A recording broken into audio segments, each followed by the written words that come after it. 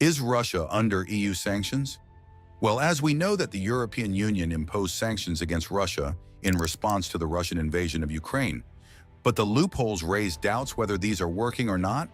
In this video, we will explain how Russia rejected the sanctions, which countries supported Russia, and how does this affect Russia and the European Union? Stay with us to know more.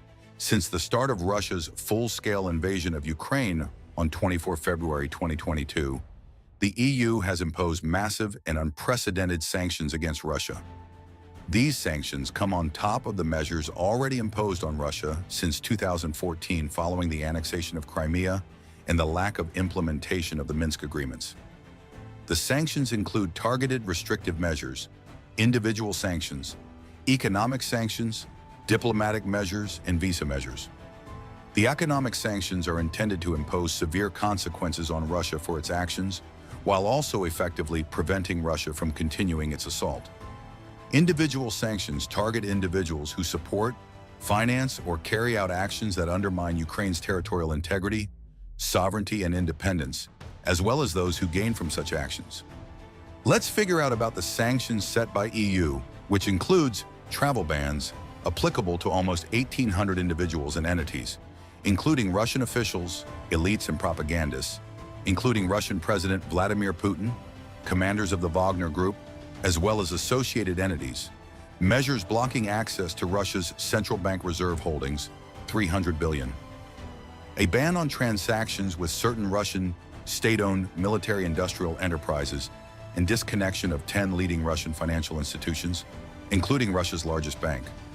Prohibition on exports to Russia, including transit, of dual-use goods, technology, drone engines, arms, civilian firearms, ammunition, military vehicles, and paramilitary equipment.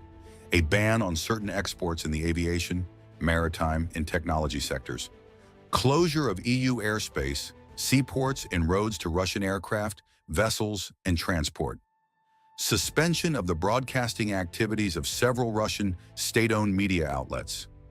A ban on imports from Russia of coal and of crude oil and petroleum products, phased and with limited exceptions. A price cap on Russian crude oil and petroleum products exported to third countries, and a ban on the provision of maritime transport, insurance, and other assistance services for the cap, G7 oil price cap. A prohibition on exports to Russia of goods and technologies in the oil refining sector, and prohibiting new investments in the Russian energy and mining sector. The application of restrictions on Russian nationals holding any position on the governing bodies of EU critical infrastructures and entities. Circumvention by third country operators. The EU stands firmly with Ukraine and its people, and will continue to strongly support Ukraine's economy, society, armed forces, and future reconstruction. EU sanctions are at the core of the EU's response to Russia's unjustified military aggression against Ukraine, as they degrade Russia's military and technological capability, cut the country from the most developed global markets, deprive the Kremlin from the revenues it is financing the war with, and impose ever higher costs on Russia's economy. In this respect, sanctions contribute to fulfilling the EU's key objective, which is to continue to work for a just and lasting peace, not another frozen conflict. Their effects grow over time as the sanctions erode Russia's industrial and tech base. The EU also continues to ensure that its sanctions do not impact energy and agri-food exports from Russia to third countries. As guardian of the EU treaties, the European Commission monitors the enforcement of EU sanctions by EU member states. The chief prosecutor of the International Criminal Court said last March that Russia had transferred at least hundreds of children from orphanages and care homes in occupied regions of Ukraine, and many have been given up for adoption. The ICC indicted officials, including President Vladimir Putin, for abducting Ukrainian children, which it called a war crime. Moscow denies any crime and says it has taken in children from the war zone to protect them. Ukraine says Russia has removed more than 4,000 children. Russia has also adopted new methods for circumvention in response to sanctions, and in particular those relating to its global trade in oil and gas. Russia has been exploiting international procurement networks and has made extensive use of a growing shadow fleet of tankers to transport sanctioned Russian crude oil around the globe and/or circumvent the oil price cap instituted by the G7. So as the sanctions regime against Russia has evolved, The focus of effort by the G7 countries and the EU has increasingly been on preventing sanctions evasion and closing any remaining loopholes in the existing regime. Countries in the Middle East and Central Asia with strong links to Russia, who have generally adopted a neutral stance toward the conflict in Ukraine and do not support unilateral sanctions, have increasingly attracted Western attention as bilateral trade with Russia has risen dramatically, particularly in components in dual-use goods and technologies. Sanctions and export controls against Russia do not derive from any UN Security Council resolution, but are being unilaterally implemented by a coalition led primarily by the G7, the US, UK, Canada, Japan, Italy, France, and Germany, and the EU, that includes more than 30 countries around the globe and who represent more than 50% of the global economy. There are, however, several countries, including China, India, Iran, the United Arab Emirates, Israel, and Saudi Arabia, who do not support unilateral sanctions against Russia. Turkey, which is a NATO member state, and Serbia, which is an EU candidate country, have also refused to implement sanctions. The EU is humiliated by the countries that are supporting Russia, just like India. India maintains a nuanced diplomatic stance amid the Russia-Ukraine conflict, balancing historical ties with Russia against Western expectations.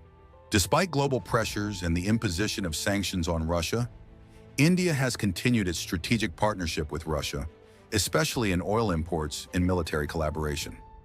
India is navigating a complex web of diplomatic relationships, advocating for a peaceful resolution that is acceptable to both Ukraine and Russia. The thing to discuss is how many countries are supporting Russia. So far, secondary sanctions have not been imposed on countries, such as India, that have continued to trade with Russia.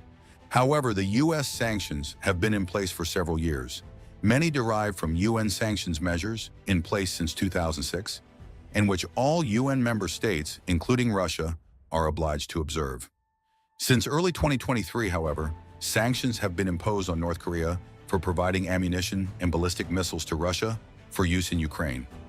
Just like Korea, companies based in China and Hong Kong have increasingly been targeted by the US, the EU, and UK for their direct support to Russia's military and industrial complex, or in helping Russia evade sanctions. As we know that Iran also provides some military support to Russia, Iran must face some opposition or restrictions from the EU.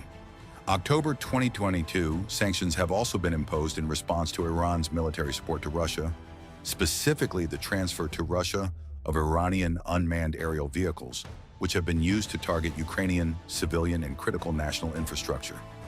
The US has imposed more wide-ranging sanctions designations than the UK or EU, targeting not just Iranian state actors and individuals, but international procurement, financial and transport networks supporting Iran's UAV and missile programs. Now let's know what effect these sanctions have on Russia.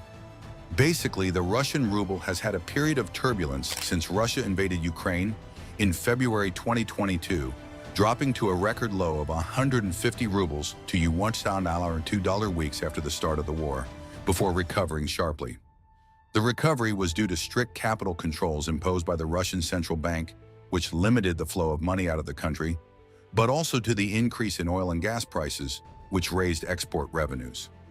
However, the sanctions introduced by the West and the resulting collapse in export revenues, as well as increasing military expenditures, have led to a steady weakening of the ruble. This accelerated after the aborted Wagner uprising in June 2023, caused Russians to move money into foreign accounts. In the January-August 2023 period, the currency weakened by 26%, reaching an exchange rate of rub 100 to $1. As a result, the Bank of Russia said it would stop conducting the finance ministry's foreign exchange purchases, as prescribed by Russia's budget rule, in order to reduce market volatility.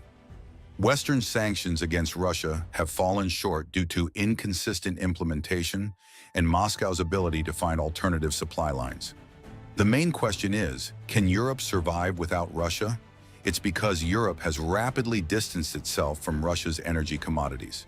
The European Union first placed an embargo on the import of crude oil from Russia, followed by an embargo on oil products, including petrol and diesel. The main conclusion is that the EU could not go through the next winter without Russian gas. But still, if EU want to keep sanctions on Russia, then Europe would have to overcome severe technical and regulatory challenges and also slash its annual demand for natural resources by 10–15%, as no amount of non-Russian imports would be enough to sufficiently refill storages.